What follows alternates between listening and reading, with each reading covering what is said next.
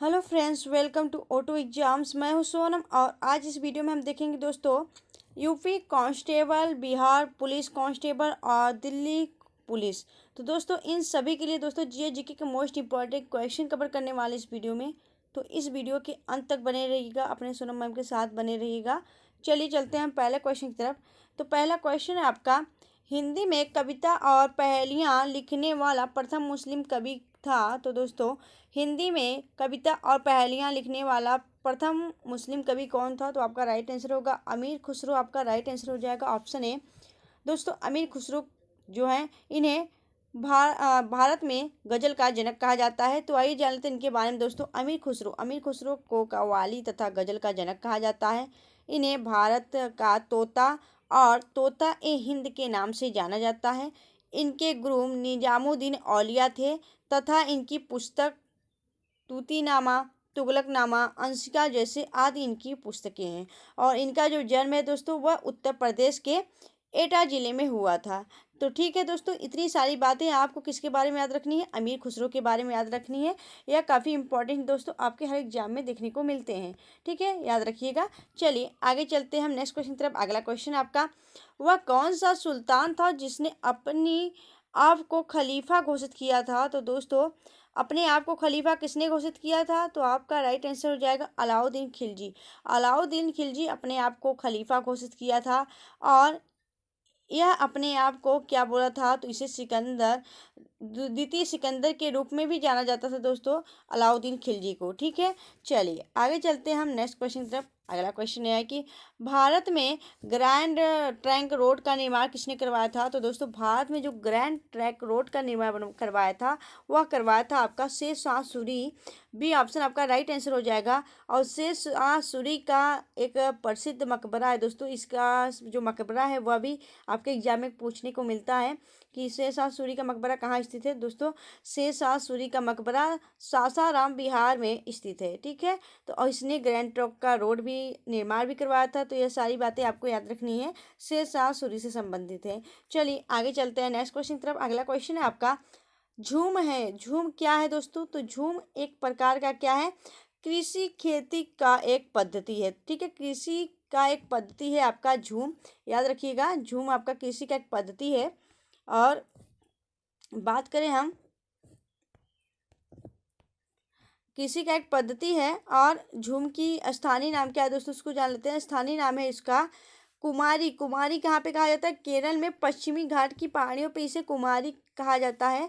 और दहिया इसे बुंदेलखंड क्षेत्र में या फिर मध्य प्रदेश में इसे दहिया कहा जाता है। यह दोस्तों झूम का स्थानीय नाम है और जगह जगह पे इसे अन्य अन्य नामों से जाना जाता है। ठीक है, चलिए आगे चलते हैं हम नेक्स्ट क्वेश्चन की तरफ। अगला क्वेश्चन आपका, भारत में मेजर ध्यानचंद खेल विश्वविद्यालय कहाँ स्थापना किया गया दोस्तों? तो दोस्तों मेजर जो ध्यानचंद खेल विश्वविद्यालय है इसका स्थापना उत्तर प्रदेश के मेरठ जिले में हुआ है दोस्तों। आपका राइट आंसर हो जाएगा मेरठ। बात करें हम मेरठ में और क्या क्या होता है, तो मेरठ में नौचंदी का मेला होता है। 1857 की क्रांति की जो शुरुआत हुई थी वह मेरठ से ही हुई थी।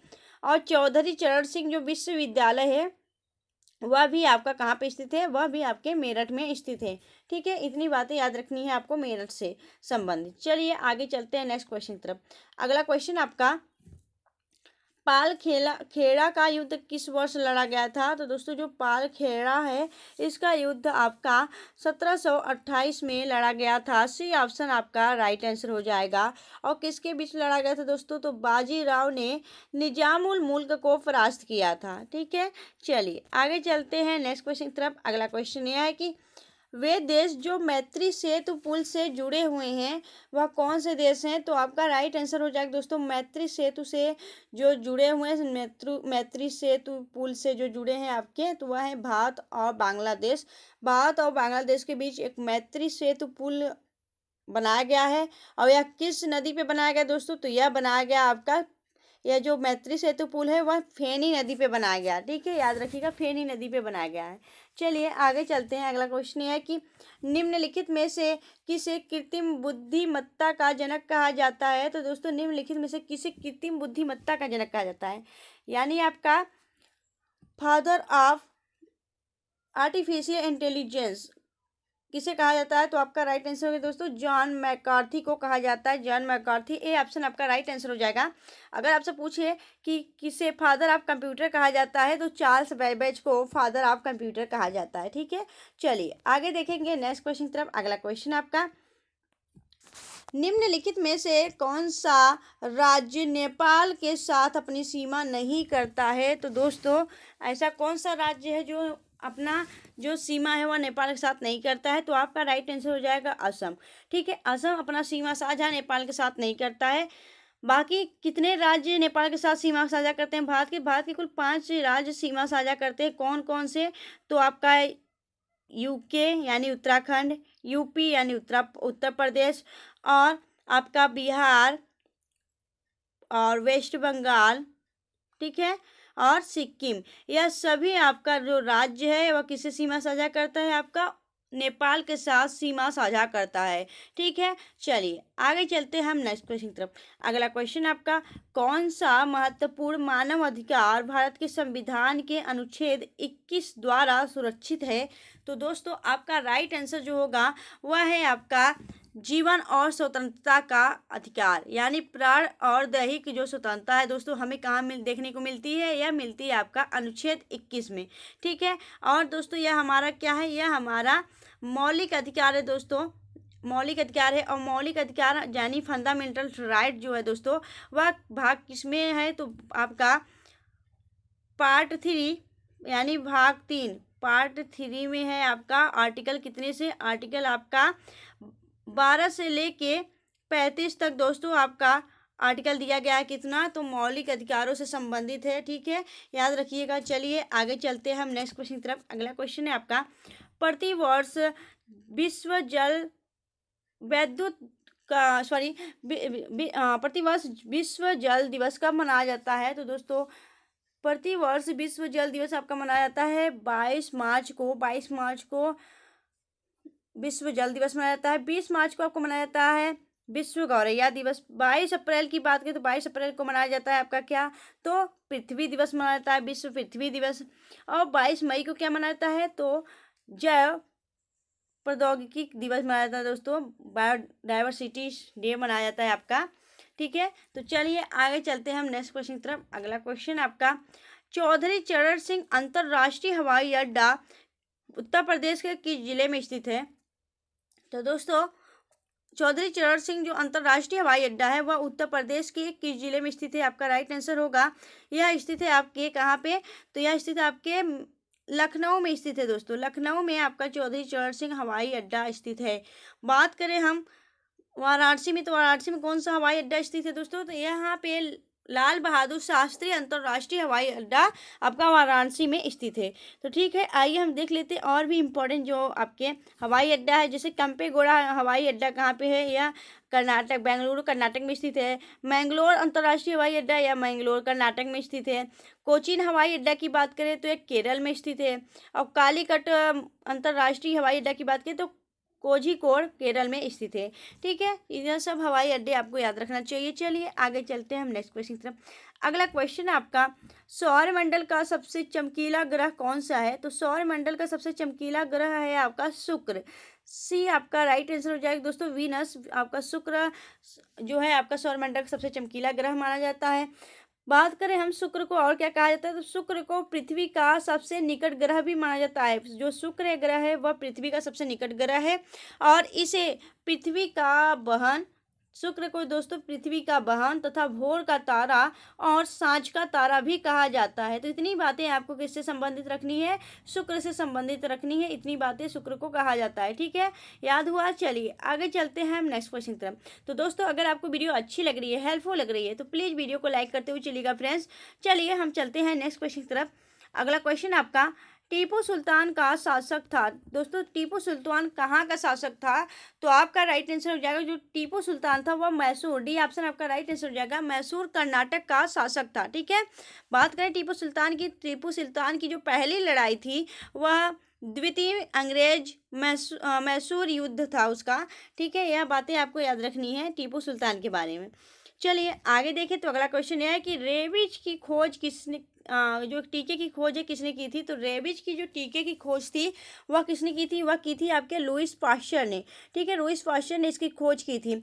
बात करें हम रॉबर्ट कोच की, तो रॉबर्ट कोच ने क्या किया था, तो रॉबर्ट कोच ने न्यूक्लियस की खोज की थी दोस्तों, न्यूक्लियस की खोज की थी। और रॉबर्ट हुक ने क्या किया था, तो 1665 ईस्वी में इन्होंने कोशिका की खोज की थी दोस्तों, कोशिका सेल की खोज की थी। वाटसन एंड क्रिक की बात करें तो वाटसन एंड क्रिक ने क्या किया था, तो इन्होंने डबल हेलिकल मॉडल खोजा था, डीएनए का डबल हेलिकल मॉडल की खोज की थी। ठीक है, तो इतनी बातें आपको याद रखनी है और इस क्वेश्चन का राइट आंसर हो जाएगा ऑप्शन सी। चलिए हम नेक्स्ट क्वेश्चन देखेंगे। अगला क्वेश्चन यह है कि भारत के रचयिता कौन थे। तो भारत के रचयिता थे आपके महाभारत के रचयिता कौन थे, तो महाभारत के रचयिता थे आपके महर्षि वेद व्यास। महर्षि वेद व्यास को महाभारत का रचयिता माना जाता है। बात करें तुलसीदास की रचना क्या थी, तो तुलसीदास ने रामचरितमानस की रचना की है। रामचरितमानस इनकी प्रसिद्ध रचना है। और कवितावली और गीतावली, दोहावली, ये सभी रचनाएं किसकी हैं, तो तुलसीदास की हैं। वाल्मीकि की बात की तो वाल्मीकि ने रामायण को लिखा है दोस्तों। रामायण जो है वह वाल्मीकि के द्वारा लिखा गया है। ठीक है, तो यह बातें आपको याद रखनी। चलिए आगे चलते हैं नेक्स्ट क्वेश्चन की तरफ। अगला क्वेश्चन यह है कि शांति निकेतन की स्थापना किसने की थी। तो शांति निकेतन की स्थापना की थी आपके रविंद्रनाथ टैगोर ने। ठीक है, रविंद्रनाथ टैगोर ने शांति निकेतन की स्थापना की थी। बात करें हम, रविंद्रनाथ टैगोर ने 1901 में शांति निकेतन में एक छोटे से स्कूल की स्थापना की थी। ठीक है, इनके पिता का क्या नाम था, इनके पिता का नाम था देवेंद्र नाथ टैगोर। ठीक है, चलिए आगे देखेंगे। अगला क्वेश्चन है आपका, संयुक्त राष्ट्र संघ का मुख्यालय कहाँ स्थित है। तो संयुक्त राष्ट्र संघ का मुख्यालय स्थित है आपका न्यूयॉर्क। यूएनए का पूछ रहा है दोस्तों, यूएनए यानी यूनाइटेड नेशंस ऑर्गेनाइजेशन की स्थापना कहाँ हुई थी। तो इसका जो मुख्यालय है वह आपका न्यूयॉर्क में स्थित है, न्यूयॉर्क यूएसए में। इसके बारे में इंपॉर्टेंट पॉइंट्स बात करें तो यूएनए यानी यूनाइटेड नेशंस ऑर्गेनाइजेशन, संयुक्त राष्ट्र संघ, इसकी स्थापना 24 अक्टूबर 1945 को की गई थी। और इसका जो मुख्यालय है वह न्यूयॉर्क यूएसए में स्थित है। बात करें हम इसमें सदस्य देशों की संख्या कितनी है, तो इसमें कुल सदस्य देशों की संख्या कितनी है, तो 193 है दोस्तों, 193। और 193वां कौन सा सदस्य है दोस्तों, तो आपका होगा दक्षिण सूडान नवीनतम और 193वां सदस्य देश है। ठीक है, याद हुआ इसके बारे में। चलिए आगे चलते हैं हम नेक्स्ट क्वेश्चन तरफ। अगला क्वेश्चन यह है कि किस महाद्वीप को पक्षियों का महाद्वीप कहा जाता है। तो दोस्तों आपका राइट आंसर हो जाएगा दक्षिण अमेरिका महाद्वीप। दक्षिण अमेरिका महाद्वीप को पक्षियों का महाद्वीप कहा जाता है। यह क्यों कहा जाता है दोस्तों, क्योंकि यहाँ पे सर्वाधिक काउंटिंग के हिसाब से सर्वाधिक पक्षियाँ पाई जाती हैं, तो इसलिए इसे पक्षियों का महाद्वीप कहा जाता है। और बात करें हम इसके बारे में दोस्तों, दक्षिण अमेरिका महाद्वीप में ही भारत का सबसे बड़ा जंगल यानी आपका अमेजन जंगल है, अमेजन का जंगल कहाँ पड़ता है, तो यह आपका दक्षिण अमेरिका में ही पाया जाता है। और इसे क्या कहा जाता है दोस्तों, तो दक्षिण अमेरिका में जो आपका अमेजन जंगल पाया जाता है उसे भारत का फेफड़ा भी कहा जाता है। ठीक है, इतनी बातें आपको याद रखनी है दक्षिण अमेरिका से संबंधित। चलिए आगे देखेंगे हम नेक्स्ट क्वेश्चन। अगला क्वेश्चन है आपका, मुस्लिम लीग का प्रथम अध्यक्ष कौन था। तो दोस्तों मुस्लिम लीग का प्रथम अध्यक्ष कौन था दोस्तों, तो आपका राइट आंसर हो जाएगा आगा खान। आगा खान मुस्लिम लीग के प्रथम अध्यक्ष थे। और जो इसकी स्थापना थी दोस्तों, मुस्लिम लीग की स्थापना 30 दिसंबर 1906 को ढाका बांग्लादेश में हुआ था दोस्तों। और यह आपके जो बंगाल विभाजन था 1905 में दोस्तों, बंगाल विभाजन आपका 1905 में हुआ था। उस समय लॉर्ड कर्जन के समय में बंगाल विभाजन हुआ था। उसके एक साल बाद ही तुरंत बाद क्या हुआ था, मुस्लिम लीग की स्थापना की गई थी 30 दिसंबर 1906 में। ठीक है, चलिए आगे चलते हैं हम नेक्स्ट क्वेश्चन की तरफ। अगला क्वेश्चन है आपका, पंचायती राज का प्रारंभ किस राज्य से हुआ था। तो दोस्तों पंचायती जो राज का प्रारंभ हुआ था वह आपके राजस्थान से हुआ था, राजस्थान के नागौर जिले से। तो आइए जान लेते हैं इसके बारे में इंपॉर्टेंट पॉइंट्स ये है कि भारत में प्रथम बार प्रधानमंत्री जवाहरलाल नेहरू द्वारा राजस्थान के नागौर जिले के बागधरी गांव में 2 अक्टूबर 1959 को पंचायती राज व्यवस्था लागू की गई। इसके बाद दूसरा कौन सा राज्य था, तो राजस्थान के बाद दूसरा राज्य आपका आंध्र प्रदेश था। बात करें हम, बलवंत राय मेहता को पंचायती राज संस्थाओं के जनक के रूप में जाना जाता है। और प्रतिवर्ष 24 अप्रैल को पंचायती राज दिवस मनाया जाता है। ठीक है, तो इतनी बातें आपको याद रखनी है दोस्तों, क्योंकि आपके हर एग्जाम में देखने को मिलता है ऐसे क्वेश्चन। तो आपके एग्जाम्स में जो आने वाले क्वेश्चन है, आपके एग्जाम के पैटर्न से जो आपके एग्जाम से जो पैटर्न से क्वेश्चन बनते हैं, बस उसी पे आधारित हम यहाँ पे क्वेश्चन करा रहे हैं। आपके सभी एग्जाम के लिए इंपॉर्टेंट है, जैसे कि आपके यूपी कांस्टेबल, बिहार कांस्टेबल और दिल्ली पुलिस, इन सभी के जो तैयारी कर रहे हैं दोस्तों स्टूडेंट, उन सभी के लिए यह जो है काफ़ी इंपॉर्टेंट क्वेश्चन है, उन सब के लिए काफ़ी हेल्पफुल क्वेश्चन है। ठीक है, तो चलिए आगे चलते हैं हम नेक्स्ट क्वेश्चन की तरफ। अगला क्वेश्चन है आपका, अमेरिका की खोज किसने की थी? तो दोस्तों अमेरिका की खोज किसने की थी? आप सब जानते हैं कि अमेरिका की जो खोज है वह कोलंबस के द्वारा किया गया था। कोलंबस जो है आपका, वह भारत का खोज करने आया था, लेकिन उसे रास्ता भटक गया और वह कहाँ पहुँच गया? आपका अमेरिका। और उसने अमेरिका की खोज की, अमेरिका का खोज उसने किया। कब किया दोस्तों? तो अमेरिका की खोज कोलंबस ने 12 अक्टूबर 1492 में अमेरिका की खोज की थी। वहीं हम बात करें अगर वास्को डी गामा की, तो वास्को डी गामा ने कब खोज किया था? वास्को डी गामा दोस्तों एक पुर्तगाली नाविक था। वास्को डी गामा अपनी समुद्री यात्रा करते हुए 20 मई 1498 ईस्वी को भारत के कालीकट बंदरगाह पहुंच गया और यहां आने के बाद वास्को डी गामा ने भारत देश को देखा और दुनिया को इसके बारे में जानकारी दी।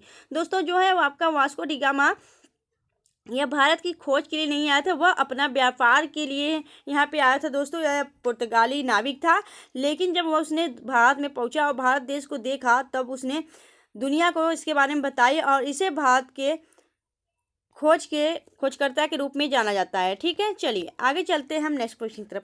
अगला क्वेश्चन यह है कि अकबर द्वारा बनाया गया उपासना भवन क्या था? तो दोस्तों अकबर द्वारा जो बनाया गया था उपासना भवन, वह आपका क्या कहा जाता था उसे? तो उसे कहा जाता था इबादत खाना। इबादत खाना के नाम से जाना जाता था दोस्तों। और अकबर कौन था? अकबर किस साम्राज्य से बिलोंग करता था? तो आपके मुगल साम्राज्य से बिलोंग करता था। ठीक है, चलिए यह मुगल शासक था। चलिए आगे चलते हैं नेक्स्ट क्वेश्चन की तरफ। अगला क्वेश्चन यह है कि निम्नलिखित में से सबसे अधिक प्रोटीन होता है? तो दोस्तों निम्नलिखित में से सबसे अधिक प्रोटीन किस में पाया जाता है? तो यह पाया जाता है आपका ऑप्शन बी राइट आंसर हो जाएगा। सोयाबीन में दोस्तों प्रोटीन की मात्रा अधिक पाई जाती है। ठीक है, जिन्हें भी आपको प्रोटीन की बात करें तो यहाँ पे प्रोटीन आपका सोयाबीन राइट आंसर हो जाएगा। चलिए आगे देखेंगे नेक्स्ट क्वेश्चन की तरफ।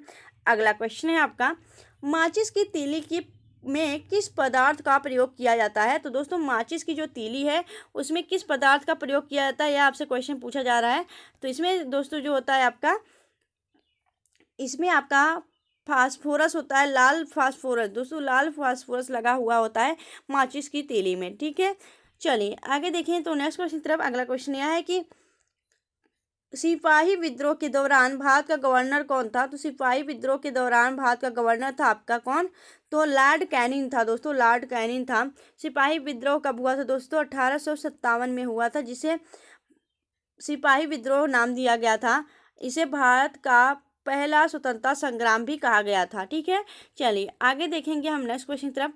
अगला क्वेश्चन आपका, प्रसिद्ध पुस्तक दुर्गेश नंदिनी किसने लिखा है? तो दोस्तों जो प्रसिद्ध पुस्तक है दुर्गेश नंदिनी, वह किसने लिखा? तो वह लिखा है आपके बंकिम चंद्र चटर्जी, जिन्होंने आपके राष्ट्रगीत वंदे मातरम लिखा है। बस उन्हीं ने दोस्तों आपके दुर्गेश नंदिनी भी आपके प्रसिद्ध पुस्तक की भी रचना की है।